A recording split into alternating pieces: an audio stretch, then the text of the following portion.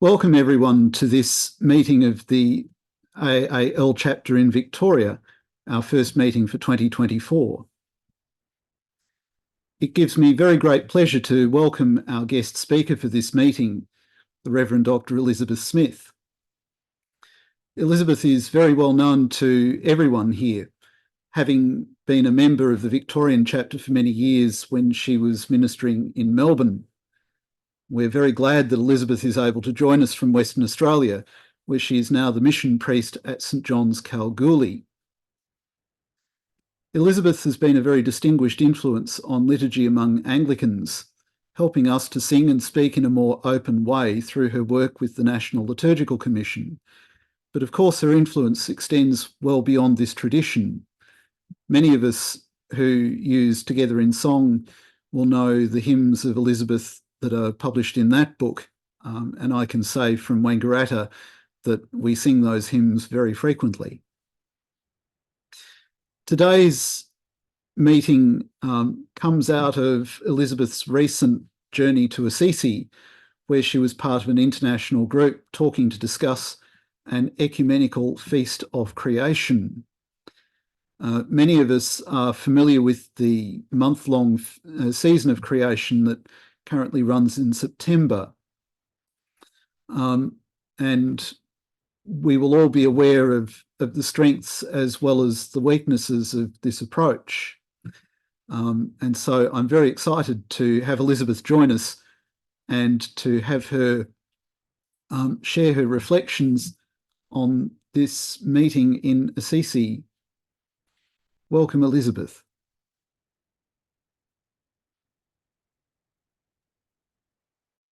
Unmuted? Yes, you're good. Good. Well, hello, everyone. It's good to see some familiar voices, or hear some familiar voices, even if I'm not seeing all the faces. It's a pleasure to be able to talk to you tonight. You'll probably have things you want to know about this, but I'm just going to give you the slightly cynical, realistic Anglican take on what happened in Assisi and why and where it might go next. I'll also put into the chat a link, but I won't put it in yet because you'll go off and read that instead of listening to me. A link to the accumulated papers from the seminar that just came out last week, and they're free to disseminate to everybody you like, and you can read all the papers by the good and the great and enjoy that and take them to your networks. We're very much encouraged to share them around. Okay, so I'm assuming that you're not babes in the woods and you all know how most of us came to use the well, if you're Catholic, the Ordo Lectionem Missae, OLM, or if you're Protestant, you're probably using the Revised Common Lectionary, which is a spin-off and an evolution from that. And you're also professing with great enthusiasm every Sunday the Nicene Creed, unless you've got a baptism when you're doing the Apostles' Creed. And the Council of Nicea has a 1700th anniversary next year. Not the Creed exactly, because that took a bit longer, but the Council, 1700 years. And the lectionary has its series of Christological feasts. I think it's called, if you're Latin, you call it the Temporale. And then you've got your feasts of the various saints, the Sanctorale. And there's all sorts of goodness in there, and it goes for 3 years, and there's plenty to preach about. We have just re-entered the long season without any big interruptions. We're back in the green Sundays. If you're an unreconstructed person, you'll probably call them ordinary Sundays. That's what they used to be in the Anglican prayer book from 1978. Now we tend to call them Sundays after Pentecost, but around the world and in different polities, you've got a variety of different nomenclature for this long period. And what I think is there's such a thing as clergy boredom syndrome. And you get people who who think, oh, look, we've had nothing but readings from the gospel and Paul in course, and what this year we're in, what are we in this year? Is it Mark? I think it's Mark. We're in Mark this year, yes. We're in Mark. So we've no more Gospel of John for months on end, lots of just Mark until we get to August, and then there's 6 weeks of John chapter 6, and how do you preach about the Eucharist for 6 weeks? So there's a thing called clergy boredom syndrome, and there's this pop-up sort of idea of the season of creation. Now, Australians have got into this partly because Norman Harble is one of ours. I have not got into it. I don't think it's a great idea. I find that a lot of the materials are pretty flaky. I don't want to have Sea Sunday, Mountain Sunday, Sky Sunday. I'd rather have the day of the resurrection of the Lord and keep reading Mark's Gospel. However, between clergy boredom syndrome and the long period of green Sundays and the rise of important theological discussions about the state of the planet and what we as Christians need to do about it, there's pressure. There's pressure to do something with the lectionary, the calendar, to put something in there that will draw all eyes to this important theology. So I think it is important theology. I have no doubt whatsoever about that. And some great stuff is being done. A lot of it is being done ecumenically.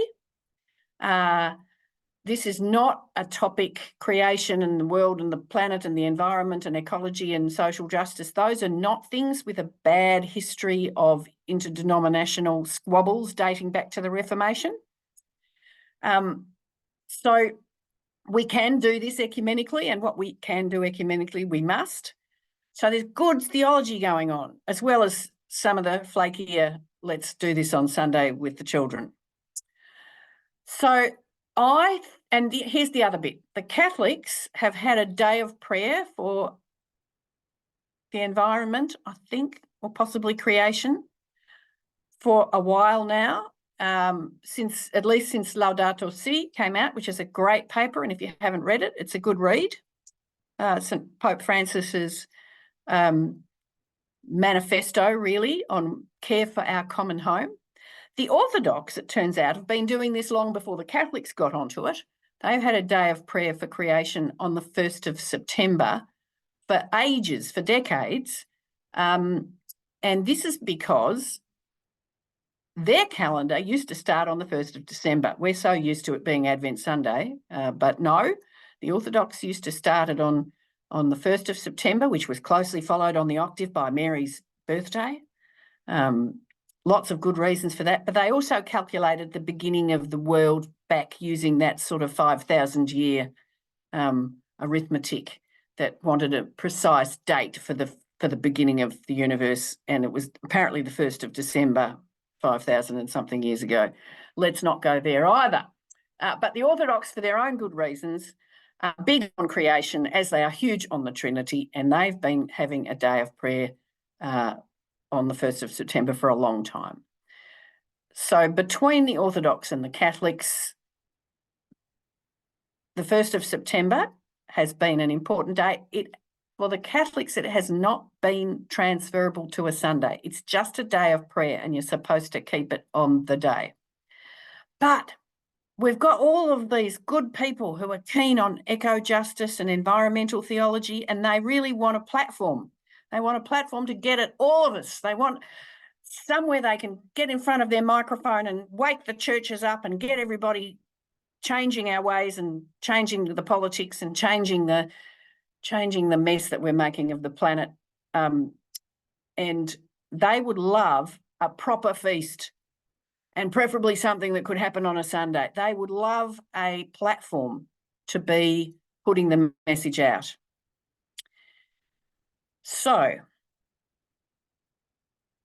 the Laudato Si Institute, Laudato Si being the opening words not only of Pope Francis's encyclical, but also of the Canticle of the Creatures of St. Francis. The Laudato Si Institute which is an Italian bunch, with another campus in, I think it's Cambridge. They got together and sponsored this seminar with great enthusiasm. And when you read the documents, you'll detect the enthusiasm. They invited people from all of the mainstream churches, and from the World Council of Churches were very well represented. The WCC have put out sort of wake-up calls for all the churches about environment and planet and climate change and the damage it does, especially to the poorest. And after a couple of early online kind of chats with a few people, we went there, more than 100 people, to Assisi in March this year.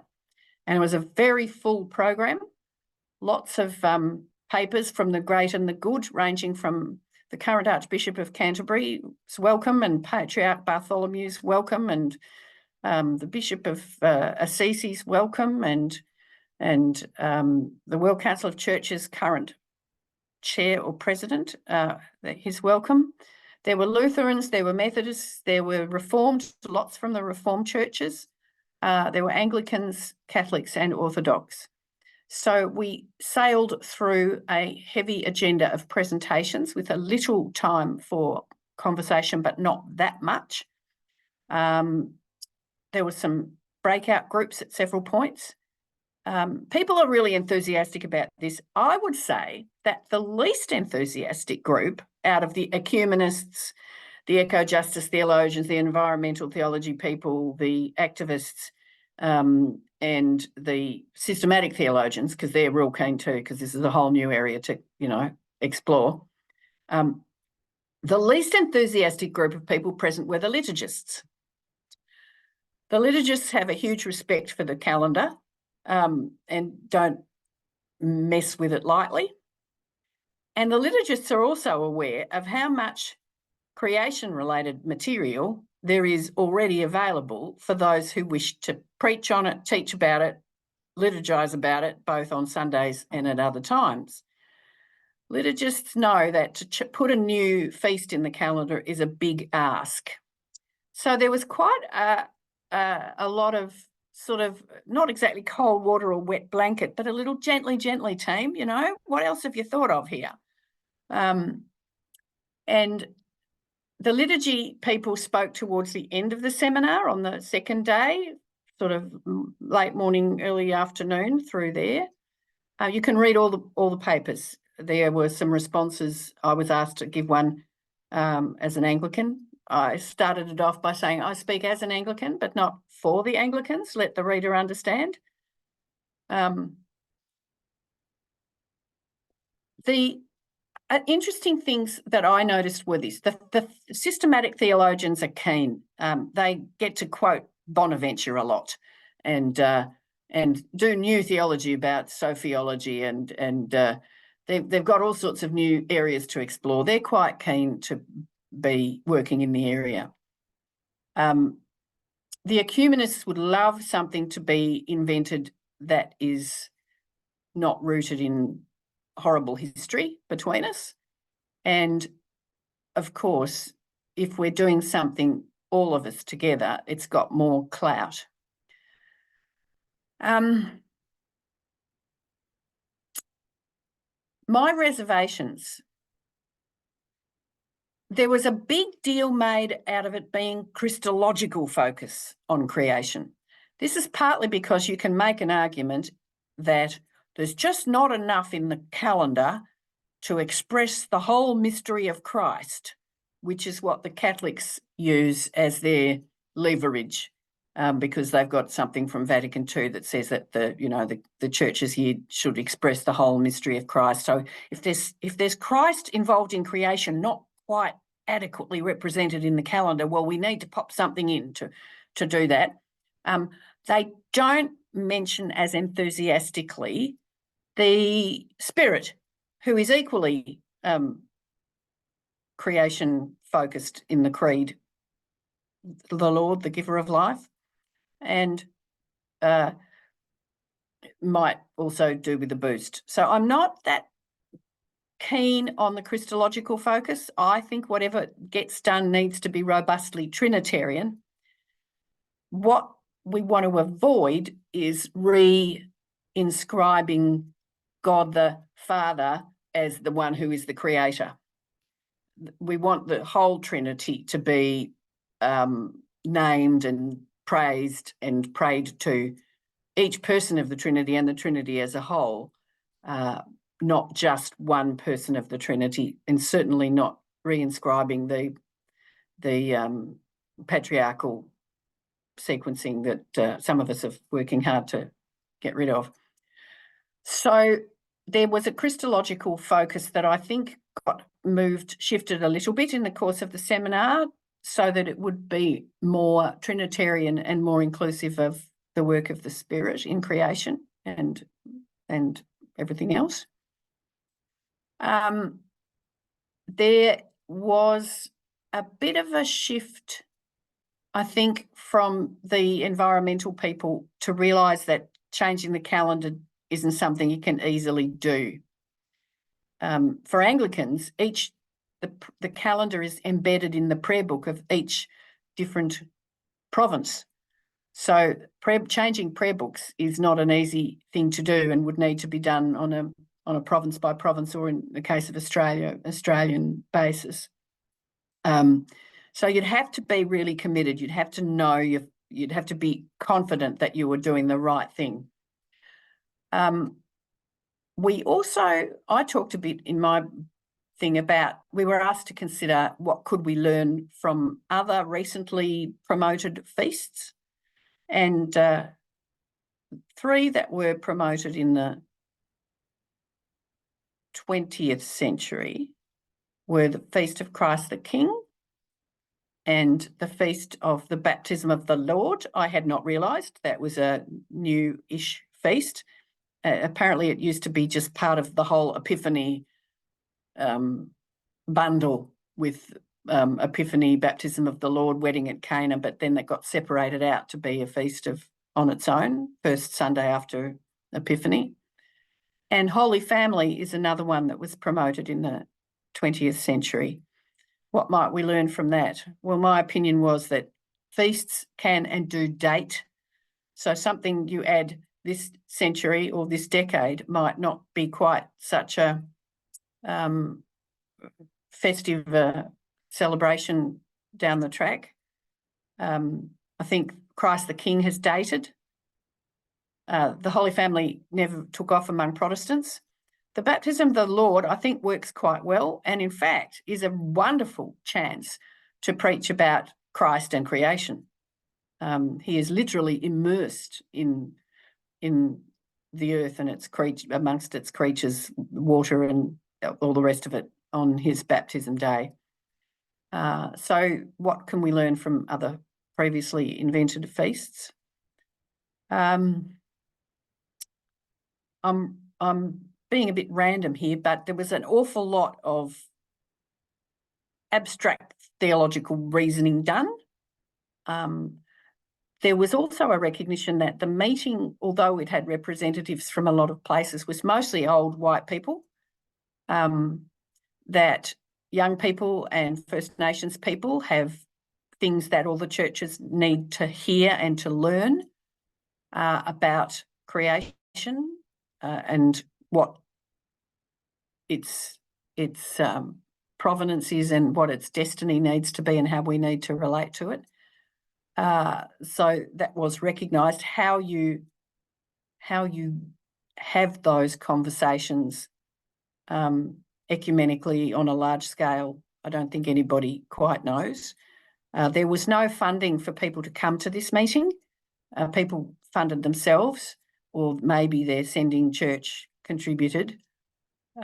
So we were well looked after and quite cheaply housed by the one of the lay Catholic associations that have a house in Assisi.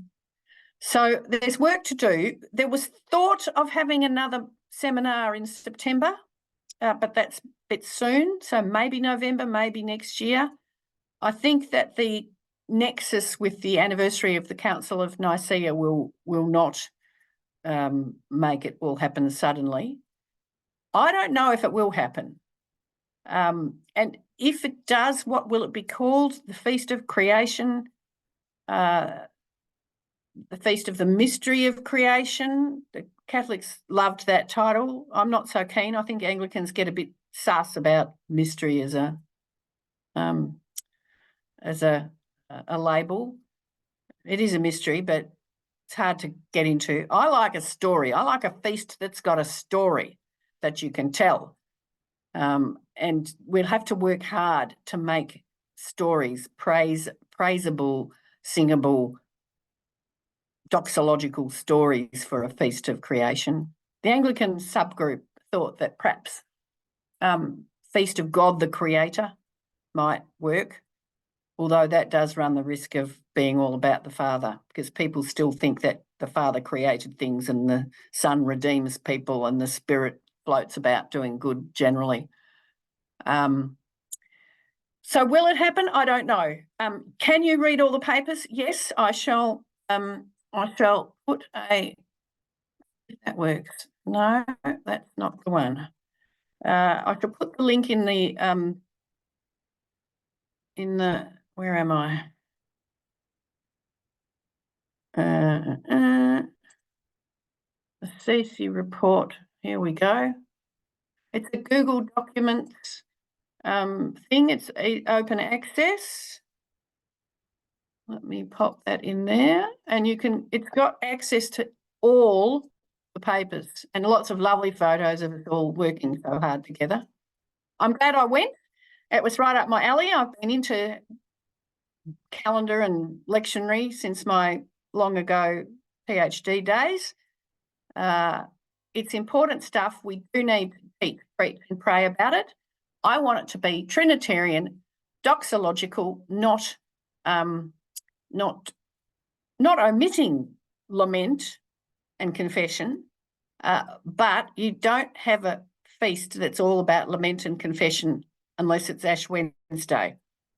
Sundays are something else. They're about resurrection and hope and the goodness of the triune God. So that's enough from me. If I haven't given you enough specifics, ask questions. I'll be happy to respond. Thank you very much. Thank you, Elizabeth. That's been very enjoyable.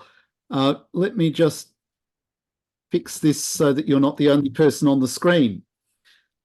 We have some time for discussion and questions and reflections and feedback. I would love it if you want to offer something to Elizabeth. There are two ways you can signal that you wish to do this. Number one, if you can find the reactions on your Zoom interface, raise your hand and I will invite you to speak. If that's too hard, just pop something in the chat and I will make sure I come to you. And if you send me a direct message saying, it's really urgent, please let me go next, I will endeavour to make sure that it's you. But now the floor is open.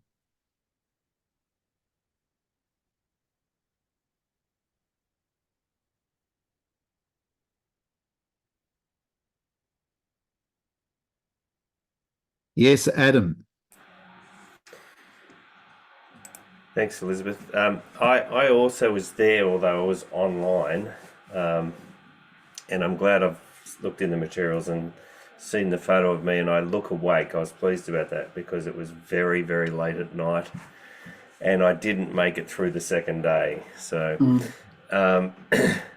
what was difficult and actually disappointing for me as an online participant was the way they didn't incorporate online people into the conversations. They took questions via chat as we're all used to, and there was every time a question came through, yes, we'll pass that through to the moderator, but it was very, very rare that anything got spoken out loud from online, which just made it very difficult to feel like you were actually participating in the conversation and a genuine part of the event. Having said that, the breakout groups were good. A real range of people from across the world in those groups, and it was good to be a part of that. Just as a general comment, I'm encouraged by a very international and ecumenical attempt at something, anything. I think that's a positive. Whether the result will be any, I had the sense that it wasn't quite going to get going, despite the strong level of enthusiasm from some parts. I thought some of the difficulties that were being expressed in actually getting it on the ground were going to be too insurmountable when it comes down to the nitty-gritty of getting things through various synods and so on. But I'd love to be proved wrong on that. But thank you for your summary, Elizabeth. I really appreciate it.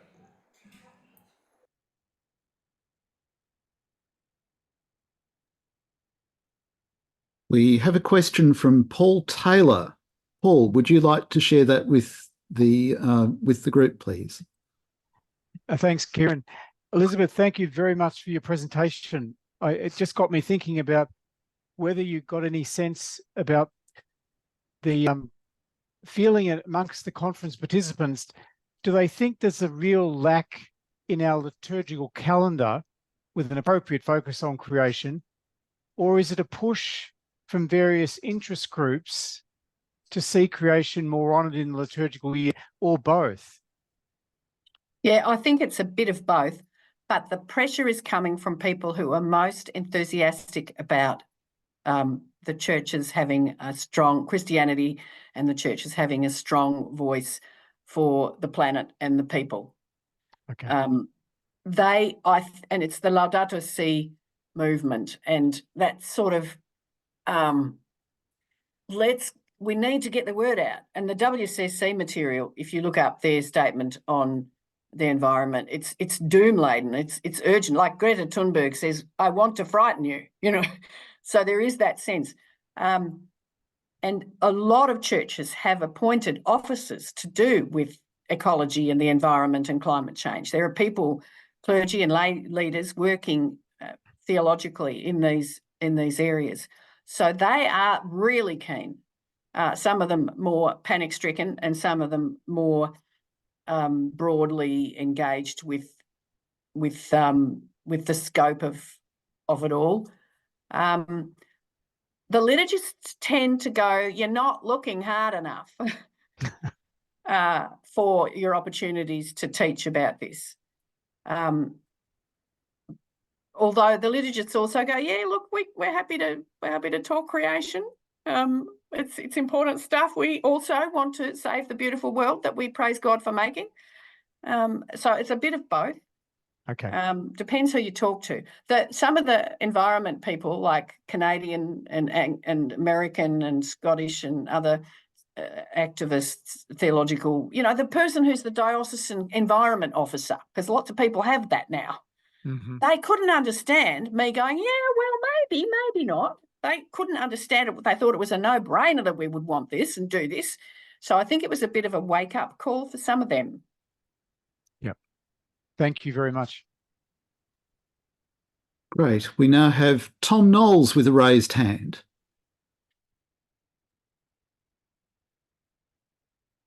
Thanks, Kieran.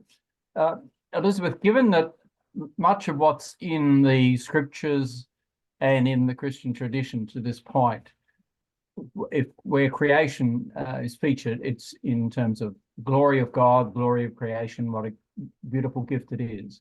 We are in a new era where creation is under such threat. There is so much to lament.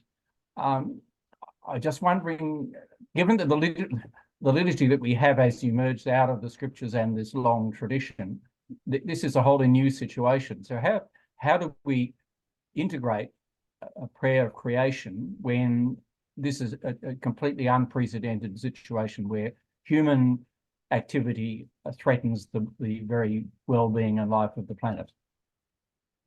Yeah, I don't think anyone's got an answer for that yet. I don't think introducing a feast of God the Creator or the mystery of creation is going to be the solution. I think we need probably more liturgical materials of the lament and repentance kind that we can use at other occasions.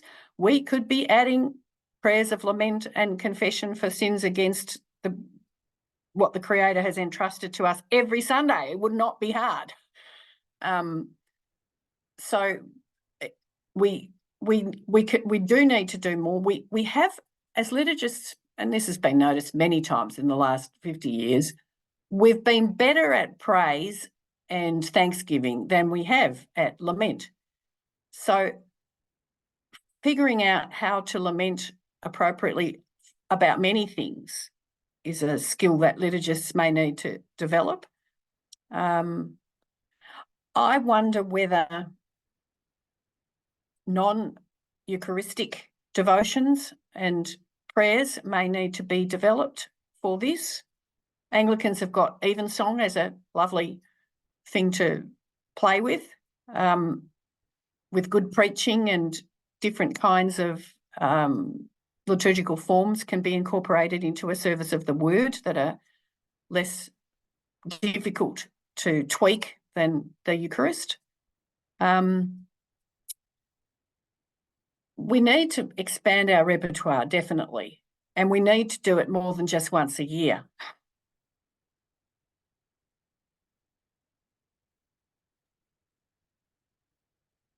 Thanks, Tom and Elizabeth. I have a question from Bev Phillips.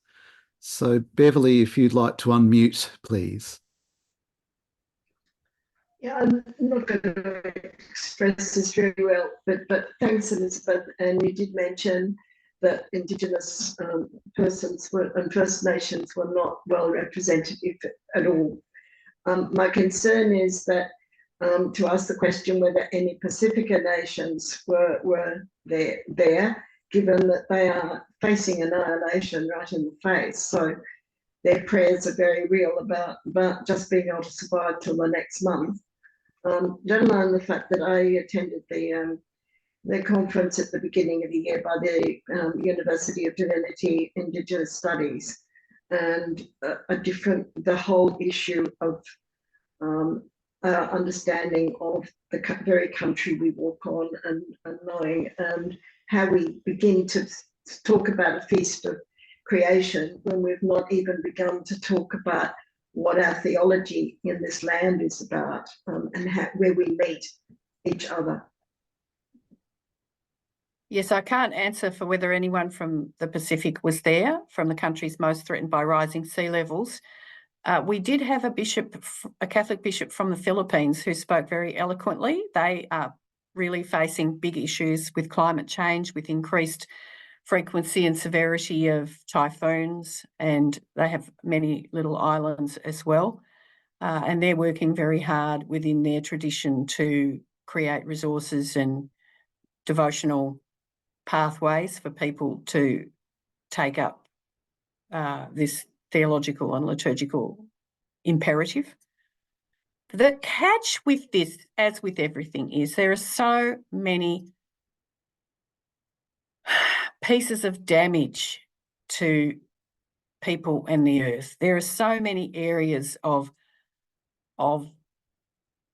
the accumulated harm that sin does, and especially collective, structural and historical sin, that is hard to get people, individuals, let alone communities, to repent of, whether it's colonisation and massacres and suppression of language and all of those terrible sins that Australians ought to know about all too well and collectively blocked their ears to all too recently. We're not orphans in that situation. But all of the other justice issues. And, how do you know where to start? How do you decide which is the best lever to push, which to lift or button to push to get hearts changed, and with hearts changed, minds and behaviour changing, And yes, the liturgy can do some of that. And yet no one expects, not even liturgists would claim, that the liturgy can do all the heavy lifting and do all the healing. So it's a difficult one because there's so many things. And it's like, anyone remember the A.A. Milne poem? I think it was in Now We Are Six. It starts off, there once was a sailor my grandfather knew who had so many things which he wanted to do that whenever he thought it was time to begin, he couldn't because of the state he was in. He was marooned on an island and he needed clothes and he needed a goat for company and he needed some shelter for his house. But when he started building the house, his head got hot and he thought he should stop and make a hat. And then, you know, he thought he was lonely, so he wanted the goat. And so he tried to, so it was one of those poems that was very evocative of the human condition and why we sometimes do nothing rather than something. So I think that getting the churches to do something about any justice issue is progress.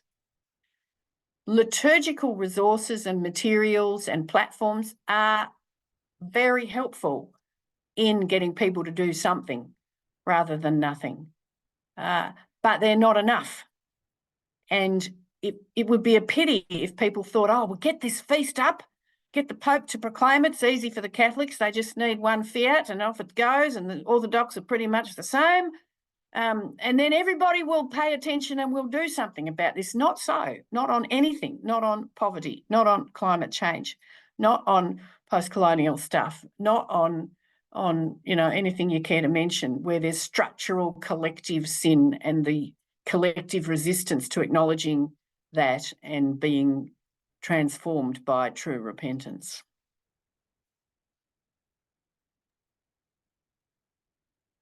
Nathan has a raised hand. Thanks, Elizabeth. Great to see you. One of the big obstacles to any new feast, and even more so to the idea of the season of creation, is the fact that you can't just chop a whole chunk out of the lectionary and replace it with something else. Well, people do. But if you actually want to get the whole church to agree, there's going to be some people protesting about that. At the English language liturgical consultation, there's starting to be a little bit of traction around the idea of doing a really comprehensive review and rethink of the lectionary. And some of the things like a push for a season or a feast of creation have fed into that. But we're also recognizing that, hey, if we're going to talk about that and it has such big implications for the lectionary, then if we're going to do it at all, we actually need to listen to a whole range of critiques of the lectionary. And one of the obstacles to doing that for a long time has been the growing gap in liturgical cooperation between the Church of Rome and the rest. And there was a resistance to doing anything until we could get that cooperation happening again. But I think at the moment there's a bit of a sense at ALC level of maybe we just need to give up on that hope because it's kind of meant that we don't do anything. And maybe there's still no sign of it happening. So maybe we need to start looking at it. Now, nothing's really moving yet, but the conversation is beginning to get traction that it hasn't seen before about doing that revision. But it strikes me listening to what you're reporting from Assisi about the ecumenical scope of it, that that a conversation like that and its implications for the lectionary and so on risk getting tangled up in that again as to whether anything can be done and whether the lectionary as it is, as you said, is embedded in prayer books and everything. So if we're going to do it, you need to do it on a big scale. It gets all caught up in that and whether we've already got a bit of a divide on the lectionary because of the non-adoption of the revisions, even though Rome was involved in doing the revising, they're not adopting them. So, yeah, just wondering your thoughts on where that's at and what that means for this quest as well. Yeah, that's a tough one.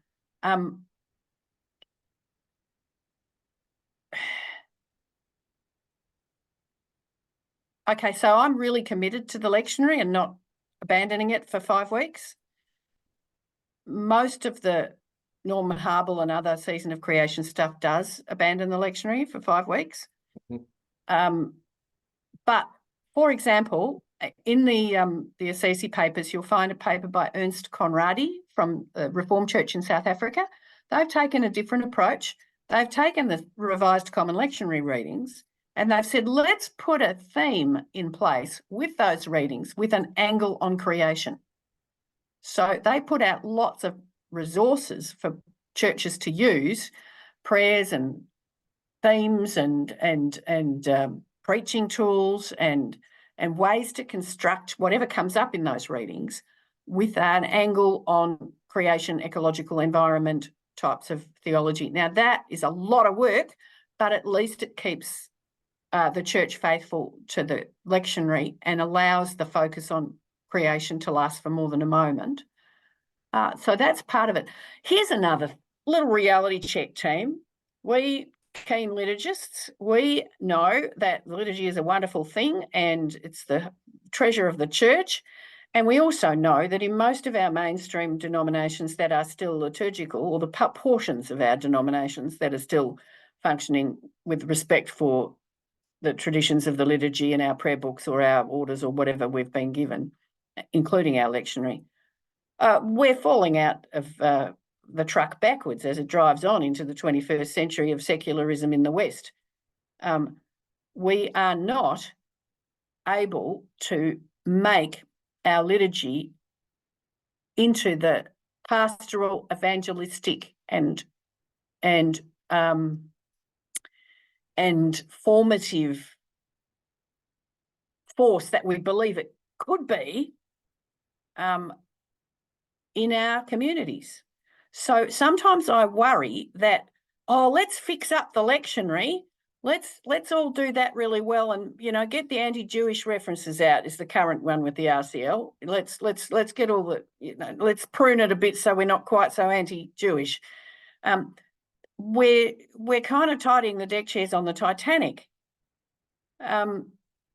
We need to face a bit of a reality that whatever good treasures we have liturgically and in the lectionary, it's not working to engage the next generation of people who are not Christian yet but might be. We have the odd success story, it keeps us going. I can tell you some lovely stories about liturgy working in a kind of 21st century way in St John's, Kalgoorlie of all places, with no musicians and no servers and no bloody anything really, but you should see us on Friday night once a month having fun with the kids and going around the circle, and it's still, I call it relaxed, I don't call it informal. The form is there, but we're not uptight. But really, I just think some of the efforts ecumenically and denominationally even to fix and perfect our liturgical structures are deck chairs on the Titanic stuff, and we need to deal with the bigger issues of how do you talk good news of Jesus in a secular West? How do you talk liturgy in a post-liturgical emerging church in in Africa and Asia? How do you do it? And I have no answers to that.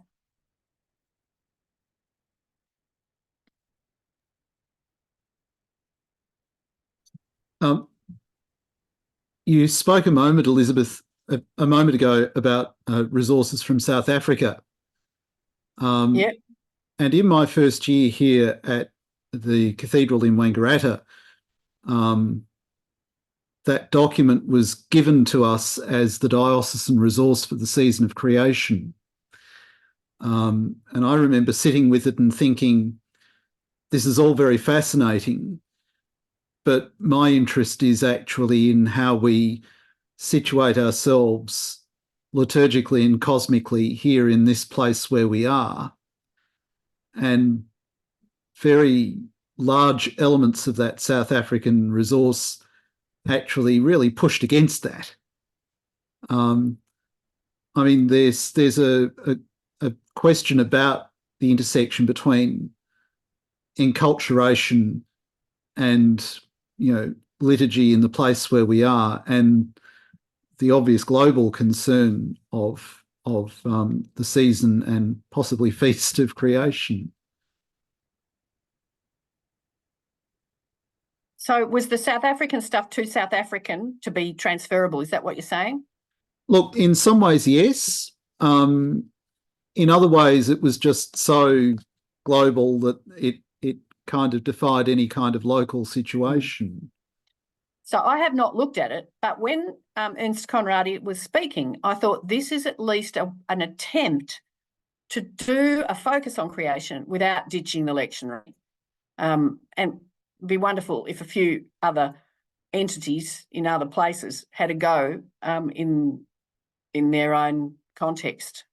So we don't have a lot of alternatives yet to the let's have Mountain Sunday and Ocean Sunday. I agree.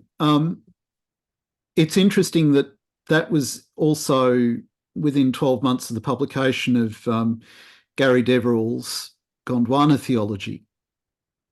And I did sort of politely write back to the authorities in the diocese and say, I wonder if you've considered authorising any of the resources from this book, which actually presents a richer theology of creation in the Australian landscape. And I think that speaks to one of the points you raised earlier about the overall absence of many First Nations people from the meeting in Assisi. That it's not just the physical absence, but it's also the lack of knowledge of resources already being created, maybe not directly in relation to the season of creation, but which actually have richer potential for enculturation and for teaching us pale folk a thing or two that perhaps we've needed to know and haven't quite known how to know. Yes, and perhaps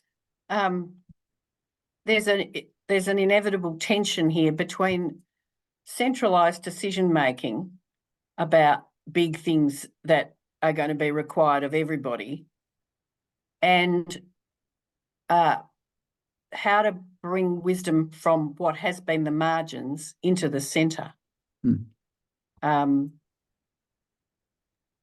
Yes, it's a dilemma. And I don't think any of the denominations do it well. No, you're totally agreed. Now, I see Fiona Dybel has raised her hand, and we shall have to make this the last of our discussion before we wind up tonight. Over to you, Fiona. Elizabeth, thank you so much. Really interesting to hear all of this, and I've recommended you as a text writer to a few people. So I think what's really interesting for me here is, tapping into the local knowledge and how we actually have prayer services that address this. Like, I know in the Catholic Church here in Australia, liturgists are a very rare species now. And having those kind of resources written is becoming harder for somebody to do because the people are just not on the ground anymore. So I had a role with the Office for Justice, Ecology and Peace, and a lot of that was writing prayer services for people. You know, like, we're disappearing now, and so the schools have all the money. I think what you're saying about the feast day, and I think maybe richer resources are needed, but where are they going to come from? I think Auntie Elizabeth Pike, you know, like, there's just gold there. Lenore Parker, like, I've put together some prayer services of their work, and people, it's a revelation to them. I'm thinking it's here, it's waiting for us to unveil. So yeah, I'm kind of thinking, I'm not sure about the feast day either. I'm wondering about the bigger picture, about how we enrich everything that points us to the liturgy on a Sunday. And I know in the Catholic Church, we need perhaps a bit more help with that. I don't know. I think the Uniting Church seems to be doing quite well in that area. I think Caro might be able to speak to that. But yeah, just sort of getting your take on it, whether it's about not having that richness there to enflesh it around it as well. Yeah, those are really important points. And here's the thing.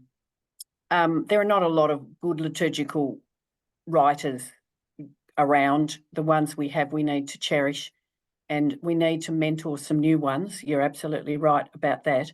But most of the liturgical writing that needs to be done is not going to be around the Eucharist. It's going to be in things that you can do in 20 minutes with a bunch of year 10s or a bunch of 7-year-olds. It's going to be things like, I got a quick look at it, and they haven't finished it yet, but there's this, I really liked it because I'm a bit of a science buff myself. They're writing a Genesis 1, it's really a Genesis 1 midrash, where you read Genesis 1 alternating with science.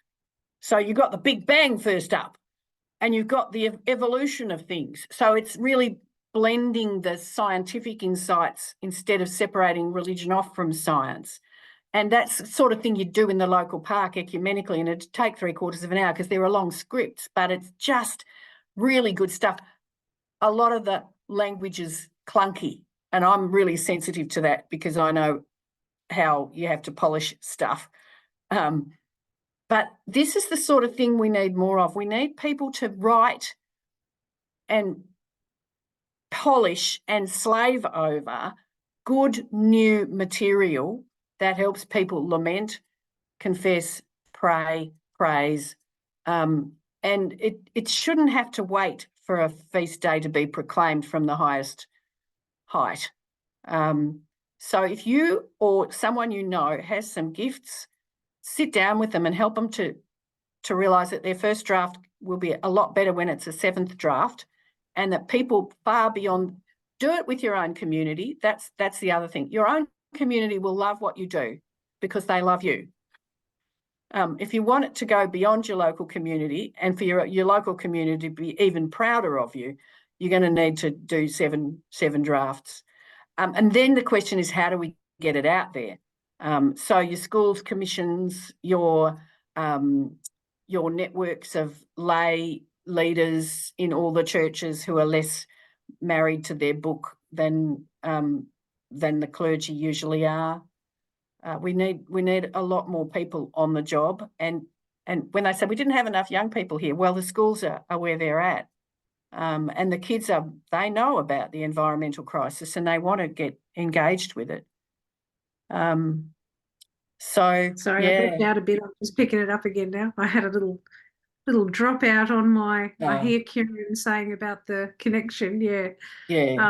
But yeah, I think there's a creativity thing, like, yes, the liturgy is the source and summit for Catholics and for others. The Eucharistic liturgy. Yeah. Liturgy is not just the Eucharistic liturgy. It's that's what I liturgy, think, but that's not all. I know, that's what I'm saying. I think, there's got to be a lot more understanding of how we enflesh and enliven outside of that.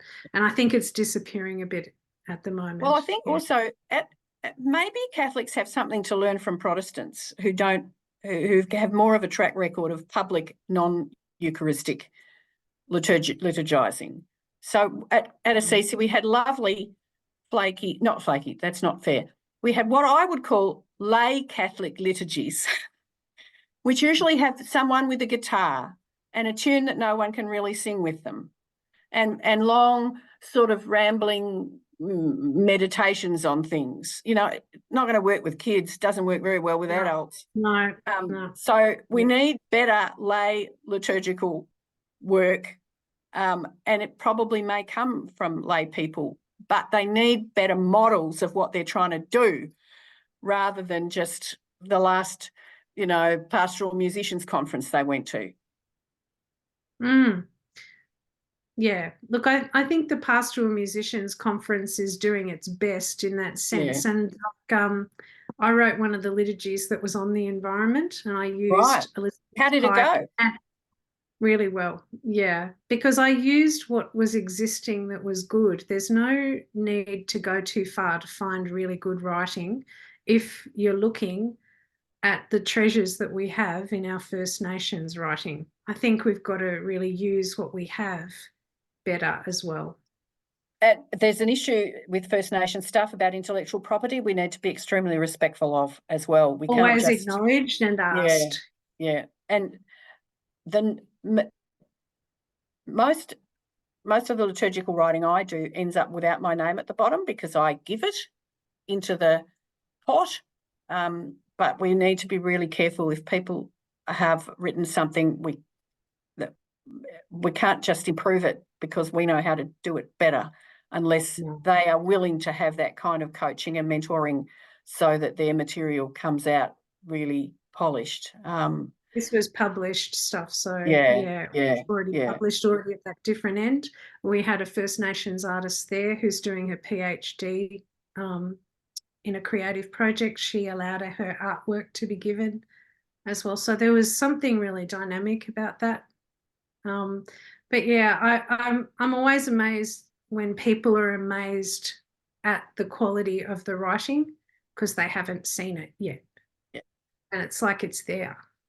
And let's just say that the English of the Roman Mass is not at its most sonorous and beautiful. We live in hope. You and Jerry O'Collins, he hopes, what was that lovely quote? He hopes one day to hear the liturgy in his own language again. And on that hopeful note, thank you, Fiona and Elizabeth. I'd like to express all of our thanks to Elizabeth for joining us tonight for a presentation that's been most innovating.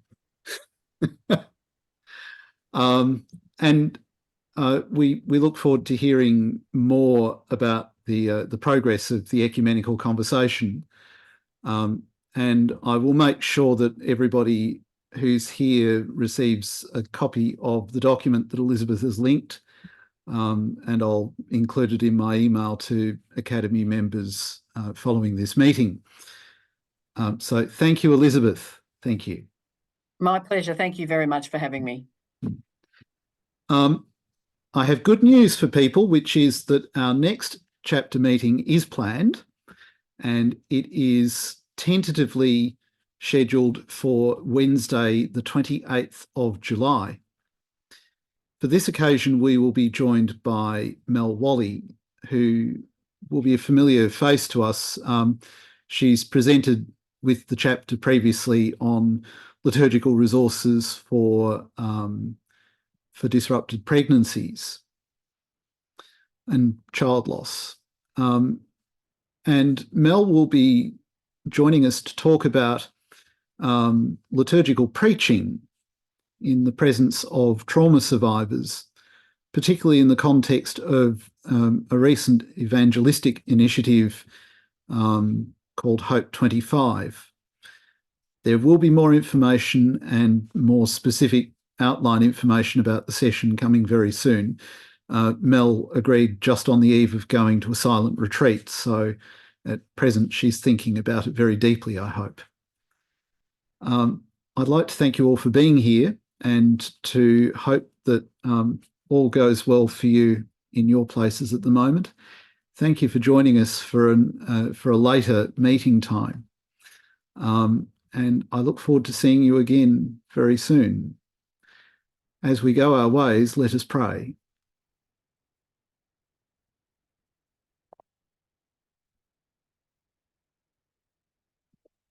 God of love, help us to be so mindful of the love from whence we come, that we might learn more of the love to which we go, and in that love abounding daily abide, through Jesus Christ our Lord.